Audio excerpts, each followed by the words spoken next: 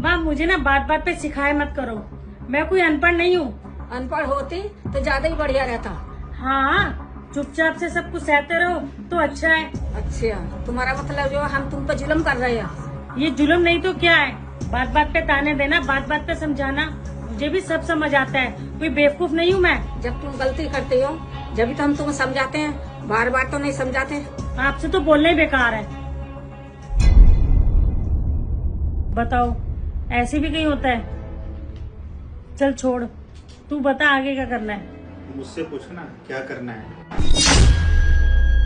वैसे भी तुम मुझसे खुल के बात नहीं करती हो और पता नहीं कहाँ लगी रहती हो। नहीं जी, कहीं नहीं लगी रहती, बस ऐसे ही।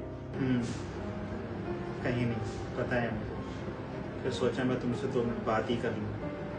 आज फिर झगड़ा हुआ ना माँ से, बहुत बुरी है ना मेरी माँ, मेरे भाई बहन और शायद मैं भी। ये क्या बोल रहे हो आप? जो सच है वही तो बोल रहा हूँ मैं। तुम्हें बात बात पर रोका जाता है, समझाया जाता है, यही तो गलती है हमारी।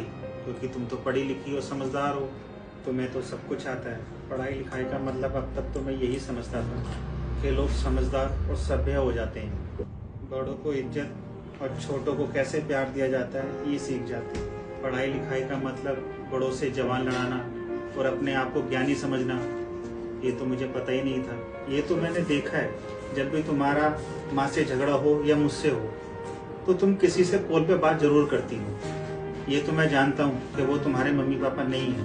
पूनम, सिर्फ शादी ही नहीं, किसी भी रिश्ते में अगर हम तीसरे की बात सुनते हैं तो अपना भी रिश्ता खराब हो जाता है। हमेशा माता पिता को बताने से पहले मामले को इसी 4 दीवारी में सुलझाने की कोशिश किया करो। तुमने एक बात नोट की है, पहले जब भी कोई बात होती थी तो हम साथ बैठ के उसको सुलझा लिया करते थे, और तुम जब से किसी तीसरे की बातों में आने लगी हो ना, मामला और ख़राब होता जाता है और हम सब में अब दूरियां भी बनने लगी। उस घर को बर्बाद होने से कोई नहीं बचा सकता जहां अपनों से बात करने के लिए दूसरों से सलाह ली जाती है।